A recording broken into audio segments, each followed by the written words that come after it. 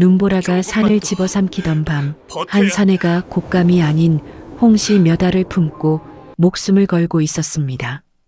그 이유는 단 하나, 죽어가는 어머니의 마지막 소원이었기 때문입니다. 야담극장 오늘도 시작합니다.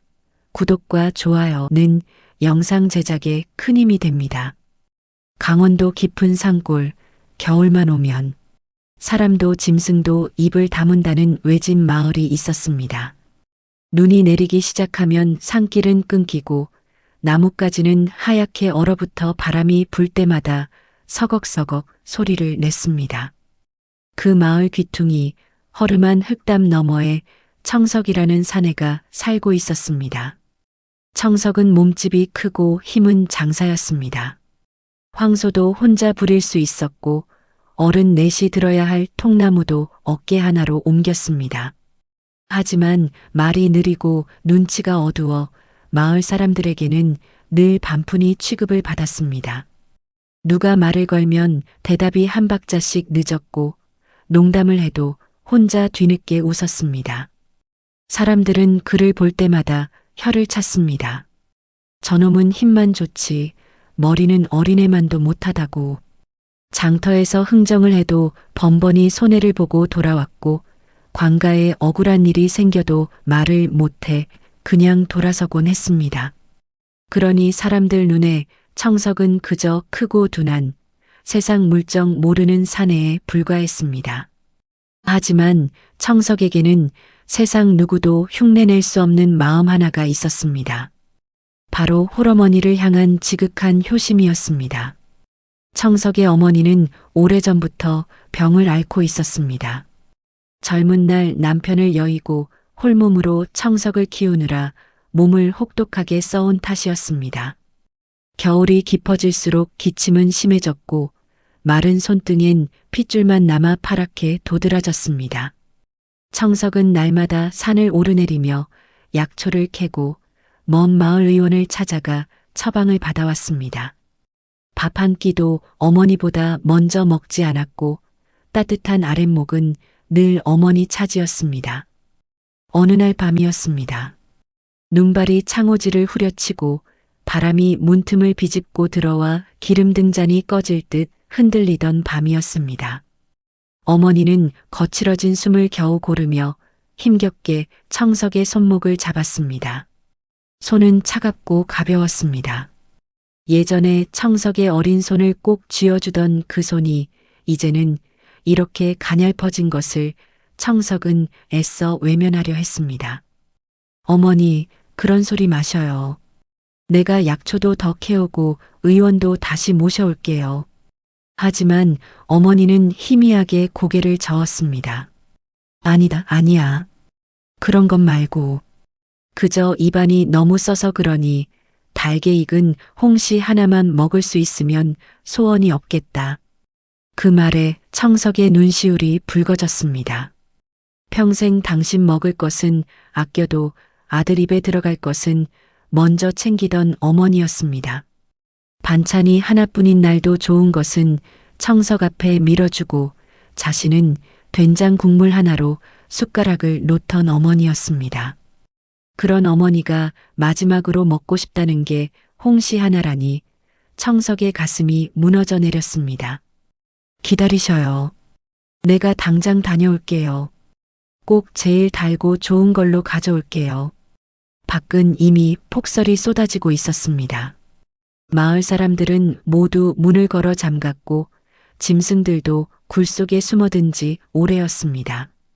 산길은 이미 눈에 묻혀 흔적조차 없었습니다.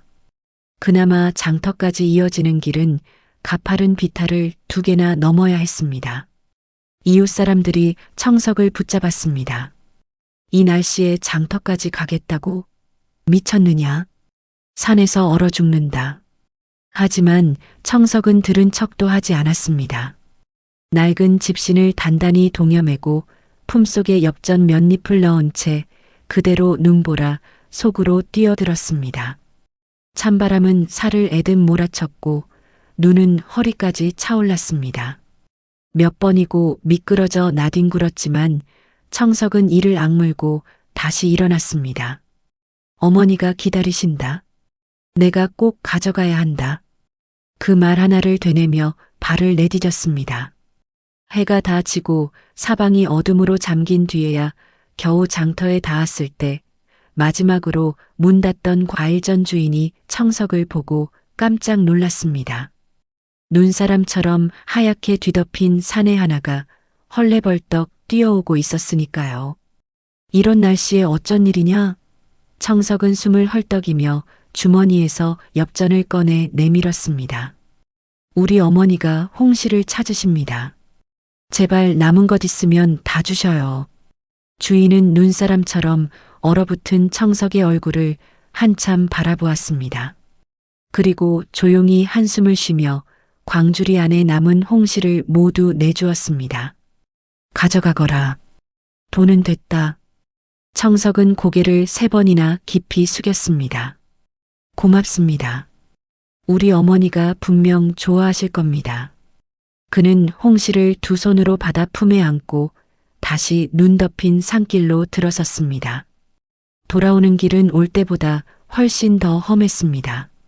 눈보라는 더 거세졌고 발자국은 금세 지워졌습니다. 오던 길을 찾을 수가 없었습니다. 나무와 나무 사이로 파고드는 바람이 얼굴을 칼처럼 베었고 손발은 점점 감각을 잃어갔습니다. 그때 청석은 한 가지 걱정이 들었습니다. 홍시가 얼어붙으면 어떡하나. 잠시 걸음을 멈추고 품속을 들여다보니 홍시는 이미 차갑게 식어가고 있었습니다. 청석은 망설이지 않았습니다. 저고리를 풀었습니다. 차가운 밤 공기가 맨살을 찌르듯 파고들었습니다. 하지만 청석은 홍시를 가슴팍에 꼭 끌어안고 다시 옷깃을 여몄습니다. 내 몸은 얼어도 어머니 드실 홍시는 따뜻해야지. 그렇게 그는 걸었습니다. 발이 묻히고 다리가 떨리고 눈이 감겨오는 것을 억지로 참으며 걸었습니다. 그러나 몸이 한계에 닿는 것은 어쩔 수 없었습니다. 산중의 외딴 초가 앞 그는 끝내 무릎부터 꺾이며 눈 위에 쓰러지고 말았습니다. 그날 밤 처음으로 그를 발견한 것은 그 초가에 홀로 살고 있던 여인이었습니다. 설인이라는 이름의 여인이었습니다. 설인은 본래 양반가에 시집갔던 여인이었습니다. 성품이 곱고 손재주도 뛰어났으며 시집 식구들에게 부족함 없이 정성을 다했습니다. 그러나 남편이 급병으로 세상을 떠난 뒤 시댁은 그녀를 집안의 재앙이라 손가락질했습니다. 아이도 없이 과부가 된 것이 흉하다 하여 재산 한 푼 건네지 않은 채 이 산속 낡은 초가로 쫓아내버렸습니다. 설이는 억울함도 분노도 오래전에 삭혔습니다. 이제 남은 것은 이 산속에서 혼자 살아남는 일뿐이었습니다. 그날도 설이는 내일 아침에 쓸 장작을 안으로 들이고 문을 걸어 잠그려 하다가 마당 끄트머리에서 무언가 크고 검은 덩어리를 보았습니다. 처음엔 쓰러진 나무인 줄 알았습니다. 그런데 자세히 보니 사람이었습니다. 이 눈 속에 사람이. 설이는 가까이 다가가 얼굴을 살폈습니다. 입술은 새파랗게 질려 있었고 손발은 돌처럼 굳어 있었습니다. 그녀는 잠시 망설였습니다. 혼자 사는 여인이 밤중에 낯선 사내를 들이는 것은 위험한 일이었습니다. 소문이 나면 가뜩이나 좋지 않은 처지가 더 나빠질 수도 있었습니다. 하지만 그를 그대로 두면 분명 죽는다는 것도 알았습니다. 설이는 이를 악물고 청석을 방 안으로 끌어들였습니다. 아궁이에 불을 활활 지피고 차가운 물수건으로 얼어붙은 손발을 닦아주었습니다. 그리고 젖은 저고리를 벗기려던 순간 설인의 손이 멈췄습니다. 사내의 가슴팍에 홍시 3알이 달라붙어 있었습니다. 차갑게 얼어버린 몸과 달리 그 홍시만은 아직 말랑하고 따뜻했습니다. 설이는 멍하니 중얼거렸습니다. 이 추위에 제사를 태워가며 이것을 지켰단 말인가. 그녀는 조심스럽게 홍시를 떼어 작은 그릇에 담고 청석의 몸을 정성스레 닦아주었습니다. 한참이 지나서야 청석이 신음하며 눈을 떴습니다. 그가 처음 찾은 것은 자신의 몸도 아니었고 여기가 어디냐는 물음도 아니었습니다.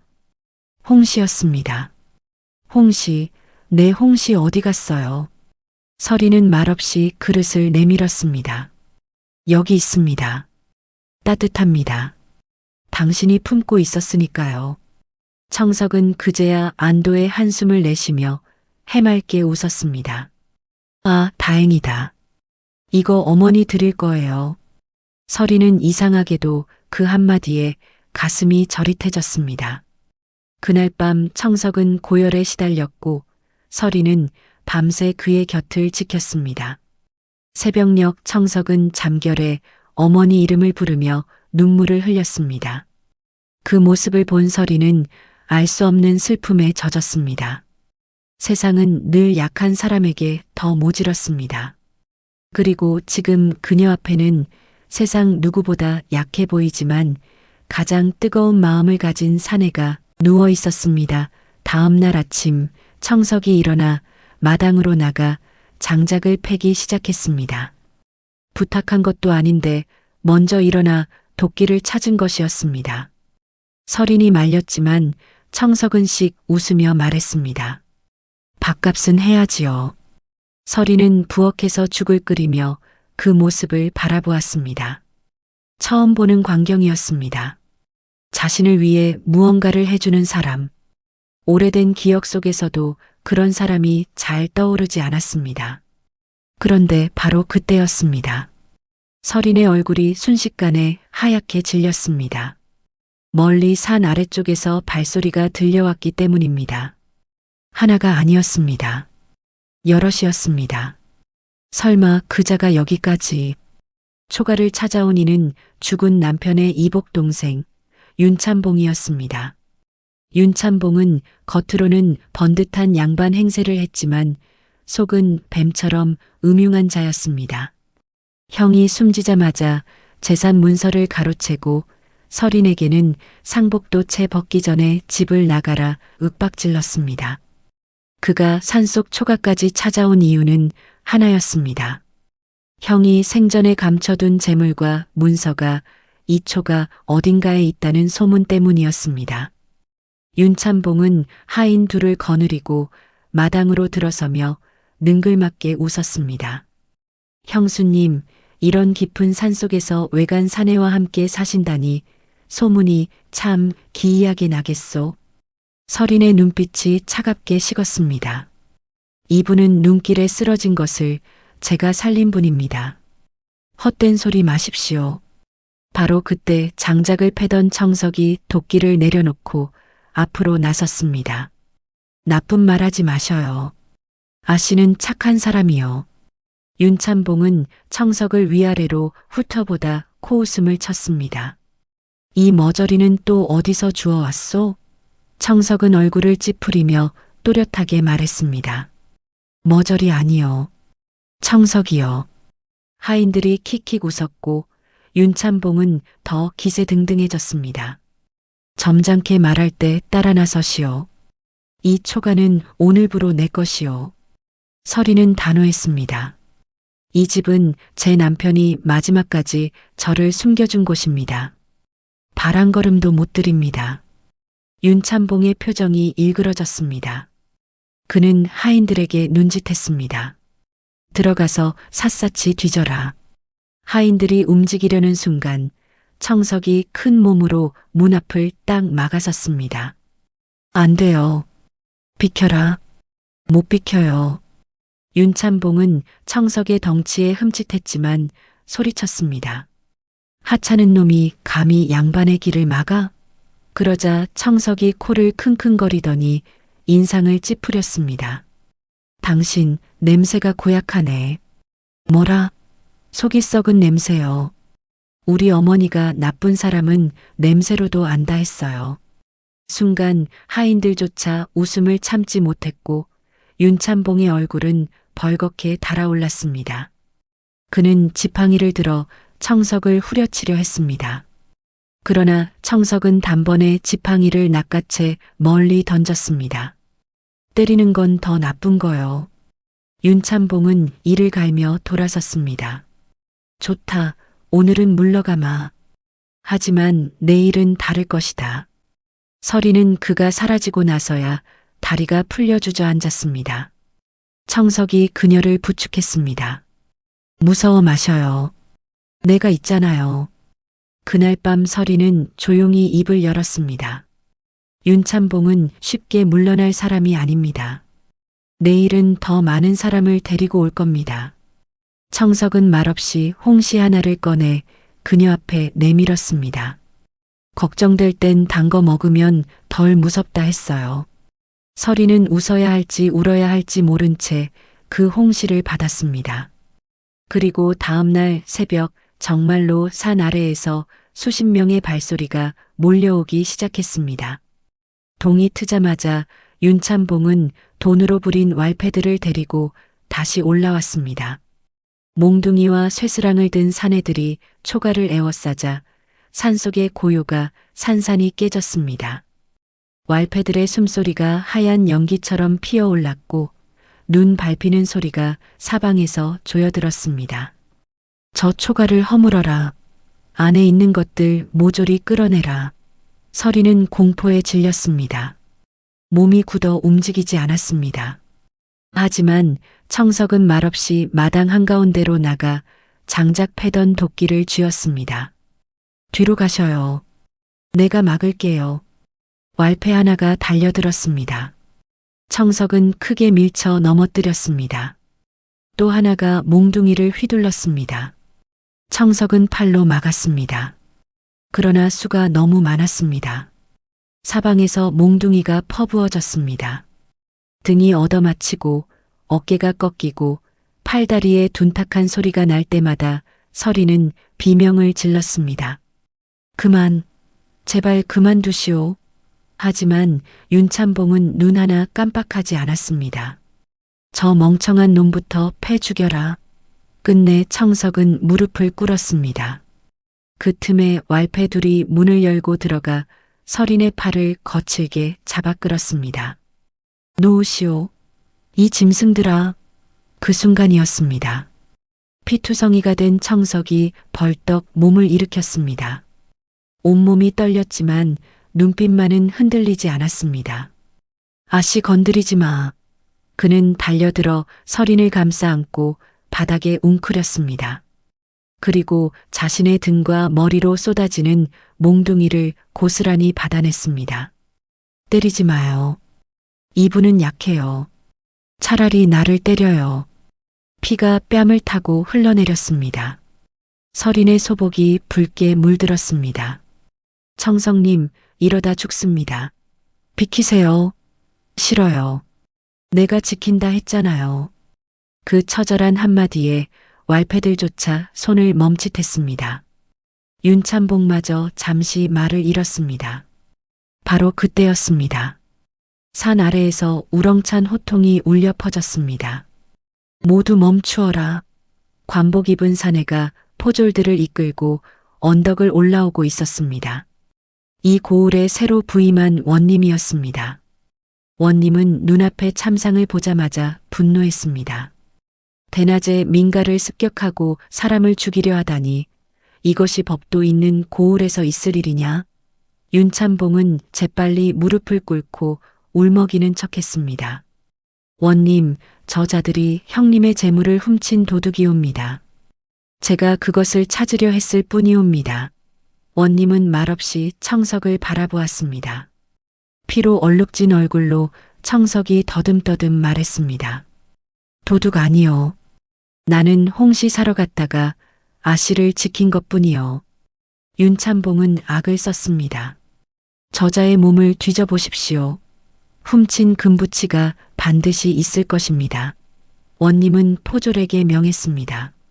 수색하라. 포졸들이 청석의 품을 뒤져 꺼낸 것은 황금도 은계도 아니었습니다. 피와 땀에 얼룩진 보자기 안 조심스레 쌓인 홍시 두 알이었습니다. 청석은 울먹이며 외쳤습니다. 그거 어머니 드릴 거요. 뺏으면 안 돼요. 그 순간 마당은 쥐 죽은 듯 조용해졌습니다. 원님이 윤참봉을 돌아보는 눈빛이 서서히 차갑게 가라앉았습니다. 원님은 홍시를 두 손으로 받아들고 싸늘하게 물었습니다. 이것이 내가 말한 훔친 재물이냐? 윤참봉의 입술이 떨렸습니다. 아니, 그게 초가 안을 뒤지면 분명 더 있을 것이옵니다. 원님은 그 말을 단호히 끊었습니다. 내가 너무 성급했구나. 거짓말하는 자는 대개 눈이 먼저 흔들린다. 원님은 이미 상황을 꿰뚫고 있었습니다. 산속 외딴 집에 과부 하나 살고 있는 것을 굳이 습격한 것부터 수상했고 청석의 품에서 나온 것이 홍씨뿐이라는 사실이 모든 것을 말해주고 있었습니다. 그는 포졸에게 명했습니다. 이자가 남의 집을 뒤지자 청했으니 공평하게 저자의 집부터 수색하라. 윤참봉의 얼굴이 회색으로 질렸습니다. 원님, 제 집은 왜냐고? 도둑을 가장 크게 무서워하는 자가 때로는 가장 큰 도둑이기 때문이다. 잠시 후 포졸들이 돌아왔습니다. 그들의 손에는 낡은 장부, 빼돌린 문서, 은으로 된 폐물, 세금 미납 기록이 한가득 들려 있었습니다. 원님, 비밀 창고에서 이중 장부와 은닉 재산을 찾았습니다. 백성들에게 고리로 돈을 뜯어낸 내역과 죽은 형의 재산을 불법으로 가로챈 기록도 있습니다. 원님의 얼굴이 분노로 굳었습니다. 내 이놈, 형수의 재산을 빼앗은 것도 모자라 백성들의 피까지 빨아먹었느냐? 윤참봉은 그대로 무너져 바닥에 이마를 찧었습니다. 한 번만 살려주십시오. 제가 잠시 욕심이라고? 사람 하나 죽게 만들 뻔한 것이 고작 욕심이더냐? 원님은 엄하게 외쳤습니다. 윤참봉을 포박하라. 전 재산을 몰수하고 서린의 몫은 되돌려주며 백성들에게 뜯어낸 것 또한 조사에 돌려주도록 하라. 포졸들이 윤참봉을 끌어내자 그는 미친 듯이 소리쳤습니다. 내 재산이다. 전부 내 것이다. 하지만 아무도 듣지 않았습니다. 마당이 다시 고요해졌을 때 서린은 피투성이가 된 청석을 끌어안고 울었습니다. 왜 이렇게까지 하셨습니까? 목숨을 잃을 수도 있었는데. 청석은 멍하니 그녀를 바라보다가 힘없이 웃었습니다. 아씨는 좋은 사람이잖아요. 좋은 사람은 지켜야 해요. 그 단순한 한마디에 서린은 더 크게 울음을 터뜨렸습니다. 원님은 청석을 조용히 내려다보며 말했습니다. 참으로 드문 사내로다. 머리는 더딜지 몰라도 마음은 누구보다 깊구나. 원님은 의원을 부르고 서린의 재산을 돌려받게 하며 청석에게 포상까지 약속했습니다. 하지만 청석의 마음에는 오직 하나뿐이었습니다.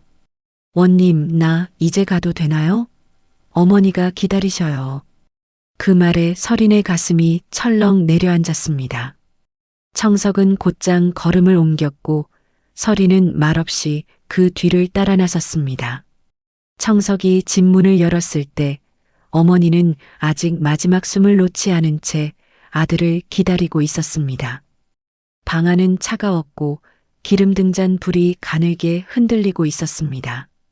청석은 무릎으로 기다시피 어머니 곁으로 다가가 떨리는 손으로 품속에 홍시를 꺼냈습니다. 여기저기 눌리고 터졌지만 그의 체온 덕분에 마지막까지 온기가 남아 있었습니다. 어머니, 늦어서 미안해요. 이거 달아요. 아주 달아요. 어머니는 겨우 눈을 떴습니다. 그 눈빛 안에는 놀라움이 있었고 감사함이 있었고 그리고 오래된 사랑이 있었습니다. 어머니는 입술을 열어 홍시를 한 입 머금었습니다. 그리고 천천히, 아주 천천히 미소를 지었습니다. 참 달구나. 우리 청석이 마음처럼 달다. 앙상한 손이 떨리며 청석의 뺨을 쓰다듬었습니다. 그 손길은 따뜻했습니다. 온몸이 식어가는 중에도 아들을 만지는 손만은 따뜻했습니다. 그 손길을 끝으로 어머니는 며칠 뒤 아들의 손을 꼭 잡은 채 조용히 눈을 감았습니다. 바람 한 점 없는 새벽이었습니다. 청석은 선산 양지 바른 곳에 어머니를 모셨습니다. 봉분을 다 다듬고 나서도 그는 한동안 그 앞에 앉아 있었습니다. 눈이 내려도 일어나지 않았습니다. 며칠 동안 청석은 넋이 나간 사람처럼 앉아만 있었습니다. 밥도 먹지 않고 말도 하지 않고 불도 지피지 않았습니다. 그런 청석 곁을 지킨 것은 설인이었습니다. 설인은 매일같이 그의 집에 와 밥을 짓고 마당을 쓸고 아궁이에 불을 지폈습니다. 처음엔 아무 말 없이 그저 곁에만 있어 주었습니다. 무슨 말을 해야 할지 몰랐습니다. 위로의 말이라는 것이 때로는 아무 소용이 없다는 것을 그녀는 자신의 삶으로 알고 있었습니다. 그저 곁에 있어주는 것, 그것이 설인이 줄 수 있는 가장 진한 위로였습니다. 그러던 어느 날 설인이 조용히 입을 열었습니다. 청석님, 저를 보십시오. 청석은 힘없이 눈을 들었습니다. 설인의 눈이 붉어져 있었습니다. 세상 모두가 저를 버렸을 때 청석님만이 목숨 걸고 저를 지켜주셨습니다. 그러니 이제는 제가 청석님 곁을 지키고 싶습니다. 청석의 눈가가 붉어졌습니다. 설이는 그의 거칠고 굳은 살 박인 손을 두 손으로 꼭 잡았습니다. 저와 함께 살아주시겠습니까? 청석은 아이처럼 눈물을 뚝뚝 흘렸습니다. 나 같은 사람도 괜찮아요? 설이는 처음으로 환하게 웃었습니다. 청석님 같은 사람이라서 좋은 겁니다. 그렇게 두 사람은 부부가 되었습니다. 몇 해 뒤 늦가을이었습니다. 두 사람이 사는 집 마당에는 붉은 감이 주렁주렁 열린 큰 감나무가 서 있었습니다. 감나무 아래에는 청석과 설인, 그리고 두 사람을 꼭 닮은 어린아이가 함께 홍시를 고르고 있었습니다. 아버지, 이게 제일 달아 보여요. 청석은 아이를 번쩍 안아 올리며 웃었습니다. 그래, 우리 강아지 주려고 아버지가 제일 좋은 걸로 골라줄게. 설이는 그런 부자의 모습을 바라보며 미소 지었습니다. 한때 세상 사람들은 청석을 모자란 사내라 불렀습니다. 하지만 정작 사람을 살리고 한 여인의 인생을 다시 일으켜 세운 것은 남들보다 빠른 머리가 아니라 끝까지 식지 않았던 뜨거운 진심이었습니다. 눈보라 속 그가 품고 있던 것은 단순한 홍시 몇 알이 아니었습니다. 그것은 어머니를 향한 효심이었고 상처 입은 사람을 품는 마음이었으며 결국 한 가정을 다시 피워낸 사랑이었습니다. 그래서 지금도 그 마을에서는 첫눈이 내릴 때마다 이런 이야기가 전해진다고 합니다. 가장 추운 밤, 가장 따뜻한 품을 가진 사내가 있었다고 눈보라 속에서도 끝내 식지 않았던 것은 홍시의 온기가 아니라 사람의 마음이었습니다. 세상은 청석을 모자란 사내라 불렀지만 가장 어려운 순간 누군가를 끝까지 지켜낸 사람은 바로 그 청석이었습니다. 여러분이라면 그 눈보라 속에서 끝까지 품고 올 수 있었을까요?